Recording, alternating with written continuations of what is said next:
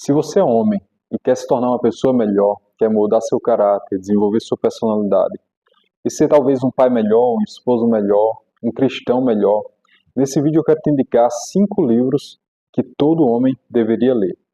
Eu estou aqui com os 5 livros, e dentre esses 5 livros, aqui a gente vai ter livros cristãos, livros de literatura e livros também relacionados à vida intelectual.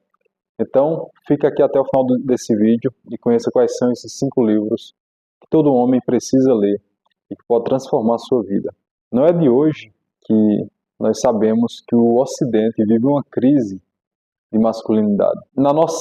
Desde a nossa infância, nós crescemos ouvindo que as habilidades ou os atos masculinos são errados, são tirânicos, são maus, independente de qual seja. E isso enfraqueceu a masculinidade nos homens do Ocidente. E por vezes nós crescemos, alguns de nós sem uma presença paterna saudável, e com isso muitos de nós às vezes caminham por lugares que não deveriam caminhar e acabam às vezes prejudicando a própria vida. Então há um chamado para que todos os homens desenvolvam um caráter masculino, um caráter saudável. E por meio desses livros, eu acredito que você, assim como eu, podemos melhorar como homens, podemos nos desenvolver a nossa personalidade e forjar o nosso caráter. Então, eu vou aqui apresentar aqui quais são esses livros e vou falar o porquê você deveria ler cada um deles. O primeiro livro que eu queria indicar é O Peregrino, de John Bunyan. Esse livro, que eu já citei outras vezes ele aqui, é um livro que já foi considerado o segundo livro mais lido do mundo, ficando atrás apenas da Bíblia Sagrada. John Bunyan, ele escreve esse livro na prisão, ele foi preso por perseguição, e ele escreve esse livro, O Peregrino, falando da peregrinação do cristão, saindo da cidade da destruição, que representa este mundo, e indo em direção até a cidade celestial, que representa o céu. Nesta jornada, quase que épica, ele passa por diversas tentações, provações, dificuldades. E ele passa por tudo isso e consegue vencer tudo isso, apesar das suas fraquezas, apesar dos seus desânimos por meio do caminho. Este livro é um livro que te dá uma percepção do que é a persistência, a perseverança no propósito que você quer seguir. Este livro te mostra a virtude da coragem, mesmo diante do risco da própria vida. Tá? Por exemplo, o peregrino ele vai passar por situações em que ele precisa ser verdadeiro, ele precisa confirmar, ratificar as suas crenças, mesmo em perigo de morte. E ele faz isso. Um outro personagem aqui também que se chama Fiel, vocês vão ver, é um amigo do cristão. Ele passa por essa mesma dificuldade e mesmo com o risco de perder a própria vida, ele fala a verdade, ele confirma suas crenças, ele não muda de ideia, e por isso ele é levado à morte.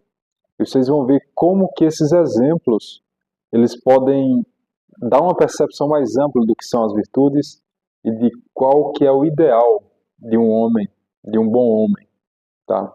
Então aqui vai ficar muito claro quais são as virtudes e os vícios que estão presentes nos nossos corações, porque cada personagem do livro, ou quase todos, eles representam uma ideia.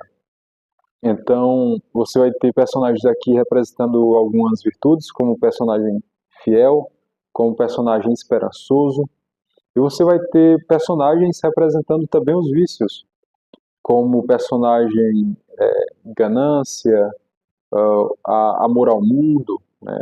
Então, cada personagem do livro ele representa uma dessas ideias, que está relacionada com um vício ou com uma virtude. E vai ter um momento aqui também em que o cristão vai travar uma batalha com o demônio, e como ele vai mostrar como ele vai fazer para vencer isso. Mostra até o fim da jornada do cristão, quando ele vai precisar enfrentar a morte antes de chegar à cidade celestial. E essa jornada é uma jornada incrível, tá? É um livro incrível, é um livro muito bonito. No meio dele tem alguns poemas relacionados à jornada do cristão. Os locais que o cristão passa aqui, como por exemplo o Castelo do Desespero, Colina da Dificuldade, esses locais, eles representam também ideias, né? Não apenas os personagens, mas os locais pelos quais o cristão passa representa ideias também. A questão do Castelo do Desespero, né, mostra muito claramente essa questão da falta de esperança nas pessoas, principalmente nos cristãos. A Colina da Dificuldade, a própria cidade da destruição, da qual ele sai e precisa deixar a sua família, representa essa ideia do mundo, né, do mundo pecaminoso em que nós vivemos, e todos os locais e todos os personagens representam essas ideias, tá? É uma alegoria, então vale muito a pena ler esse livro, e eu indico para qualquer homem ler esse livro. Eu acredito que tem um impacto muito forte e muito profundo também. É uma leitura, por vezes, que você vai sentir mesmo no fundo do seu coração aquelas passagens tocando você, ou você vai se ver naquelas situações que o cristão passa. E eu acho que vale muito a pena ter essa visão mais ampla e ser transformado interiormente por esse livro.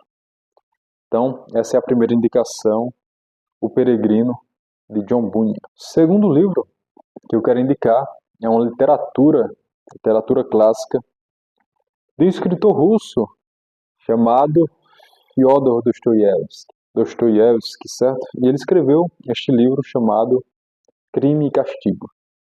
Crime e Castigo é um livro um pouco maior aqui, mais longo, tá? Tem por volta aí de 500 e poucas páginas. Só que esse é um livro que você deve ler com uma certa calma. Eu demorei aí mais de um mês para ler esse livro. Você deve ler com calma, porque é um livro muito denso e trata de questões psicológicas profundas. E é por isso que é tão importante esse livro. Porque as experiências que o personagem passa aqui, o Raskolnikov, que é o personagem principal, são experiências psicológicas comuns às que nós passamos também. Apesar de muitos de nós, né, a maioria, não termos a mesma experiência que ele teve. Raskolnikov, ele comete 2 homicídios, tá? Ele mata 2 irmãs, e ele tenta justificar esse homicídio que ele cometeu, ele tenta dar uma justificativa moral para aquele homicídio. E depois que ele comete esse homicídio, ele começa a ter um conflito interior, que é justamente o tribunal da consciência. Então a consciência dele começa a acusar ele, e ele vai tentando se justificar disso, de acordo com as ideologias que ele acreditava. Porém, a consciência vai cada vez mais apertando ele, de modo que ele precisa, em um certo ponto da narrativa, abandonar suas ideologias, abandonar sua justificativa, aceitar que o que ele fez foi mal, foi errado. E vocês vão perceber aqui na leitura desse livro que a redenção do Raskolnikov só vai acontecer quando ele abandonar completamente as justificativas e adotar, né, ou aceitar a verdade dos fatos, aceitar e agir com sinceridade, com verdade e confessar o seu crime, tá? Então, esse livro ele vai mostrar toda a jornada do Raskolnikov, desde quando ele comete esse crime horrível e, e como como ele passa, né, por esses conflitos interiores da sua consciência. Vai mostrar como que ele se sente, como ele é levado à loucura, quase loucura, por causa das mentiras que ele alimentava, né, das justificativas que ele alimentava, e também por ficar escondendo de todas as formas, de todas as pessoas esse crime. Ele comete esse crime e ele não é pego em flagrante, né?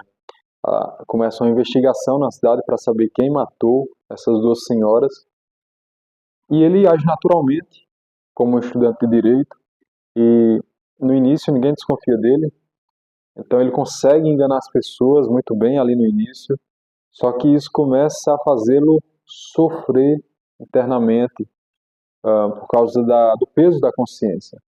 Então ele começa a parar de comer, ele fica magro, ele fica doente, dá febre quando ele vai conversar com as pessoas. Então mostra justamente esse peso, né, do castigo da consciência por causa do crime que ele cometeu. Então é por isso que o nome do livro é Crime e Castigo, né? Então o castigo aqui não é apenas o castigo exterior, mas é o castigo da própria consciência, tá bom?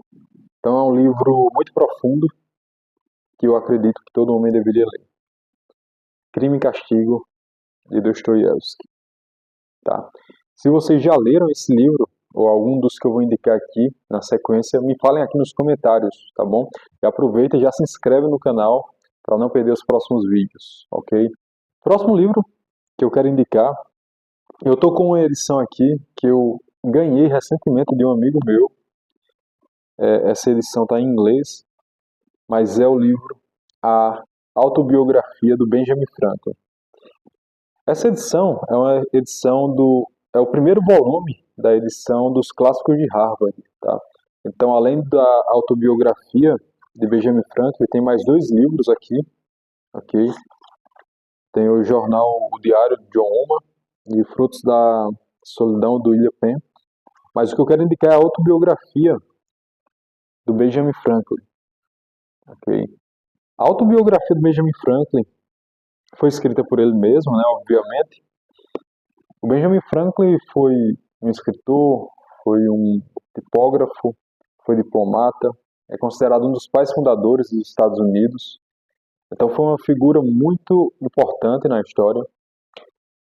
E o interessante da história do Benjamin Franklin é que ele era muito pobre e ele conseguiu chegar a um patamar, um status social de muita fama e de muita riqueza. E a autobiografia dele vai mostrar como ele chegou, né, nesse patamar. Qual foi a trajetória dele, o caminho que ele percorreu, quais as suas profissões, quais as suas dificuldades com seus amigos, né, o que ele passou, o que ele sofreu, e como ele desenvolveu um método de disciplina e de desenvolvimento de virtudes que, de uma certa forma, fez ele melhorar como pessoa e possibilitou ele adquirir tanta riqueza e também tanta confiança do povo da sua terra, ok? Então, Benjamin Franklin, ele, no livro, né, na autobiografia, ele vai mostrar como ele quis, por volta dos 20 anos, chegar à perfeição moral. Olha só, perfeição moral. E ele colocou uma tabela de 13 virtudes que ele queria seguir ali, não queria cometer erros contra ela. Por exemplo, virtude da temperança, do silêncio, da ordem, da frugalidade. Ele vai mostrar como que ele fez isso. Então, esse livro é muito interessante para os homens lerem, porque vai mostrar o caminho, vai mostrar os vícios e as virtudes de um homem comum, né? E como um homem comum pode chegar ao extraordinário, né? A se tornar um homem extraordinário, ok? Então, vale muito a pena ler a autobiografia do Benjamin Franklin, ok? Então, esse é o terceiro livro, a terceira indicação. A próxima indicação que eu quero apresentar aqui é um livro cristão, só que é um livro que trata de hábitos, tá? Um livro que pode te ajudar a vencer seus vícios e a criar bons hábitos e a desenvolver virtudes, ok?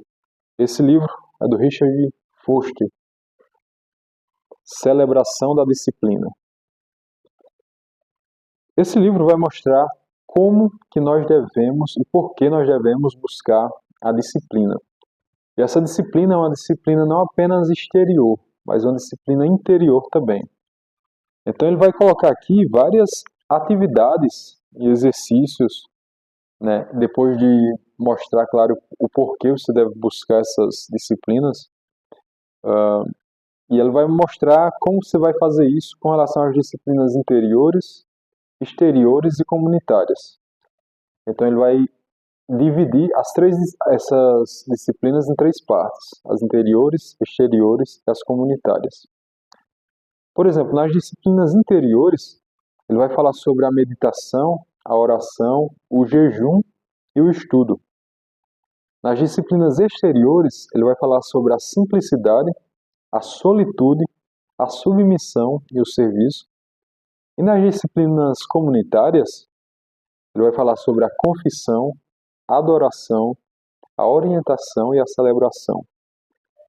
Então, todas essas são disciplinas que podem nos ajudar a desenvolver virtudes e bons hábitos e a afastar de nós os vícios, né? Pode nos ajudar a vencer os vícios, independente de qual vício seja. Então, é um livro muito bom para isso, ok? É um livro cristão, mas pode ser lido aí por mesmo quem não seja cristão também, que eu acho que vai se beneficiar grandemente desse livro, certo? Um livro muito bom. Por fim, a última indicação que eu quero dar é um livro relacionado à vida intelectual. Porém, esse livro pode mudar a forma como os homens vivem, especialmente quem é jovem, e mesmo não seja jovem, mas que gosta de estudar, quer desenvolver o hábito da leitura, dos estudos, ou que está fazendo uma faculdade, uma pós-graduação, um doutorado, um mestrado. Esse livro vai ajudar muito essas pessoas. E mesmo que você não está tão ligado assim aos estudos, se você quer fortalecer sua vontade, quer se tornar uma pessoa mais disciplinada, uma pessoa com uma vontade mais forte, que faz o que decide fazer, né, sem procrastinar, sem preguiça, esse livro vai ajudar muito. Que é A Educação da Vontade, do Jules Payot. Este livro vai ensinar justamente como educar a vontade. Ninguém fala muito nisso, né? É muito comum as pessoas falarem força de vontade, força de vontade. Só que aqui ele vai mostrar realmente como você educa a sua vontade. E isso é possível. Muitos de nós temos a vontade muito fraca, principalmente pelo consumo excessivo de prazeres muito efêmeros, digamos assim, ou prazeres imediatos. E conforme nós buscamos esses prazeres, nos alimentamos, o nosso cérebro produz muita dopamina, que é esse hormônio da busca do prazer. Isso, de uma certa forma, enfraquece a parte do nosso cérebro que é responsável pela força de vontade. E aí que entra o modo de educar a vontade. Então esse livro vai mostrar como nós podemos parar de consumir constantemente esses prazeres imediatos, o que nós precisamos fazer para educar a vontade e fortalecê-la, para que nós consigamos, por exemplo, fazer o que nós queremos fazer, para que nós não desistamos dos objetivos que nós queremos alcançar, tá?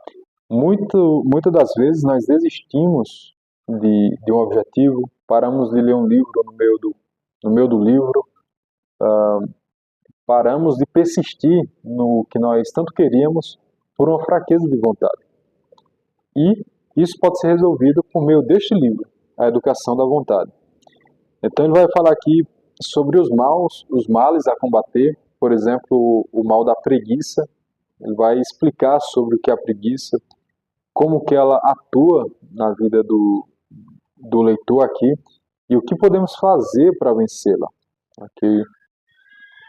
Ele vai falar também sobre a questão da sensualidade, como isso enfraquece a nossa vontade também. Falar sobre a questão dos colegas, nossos amigos, que podem ter uma influência negativa na questão da vontade também.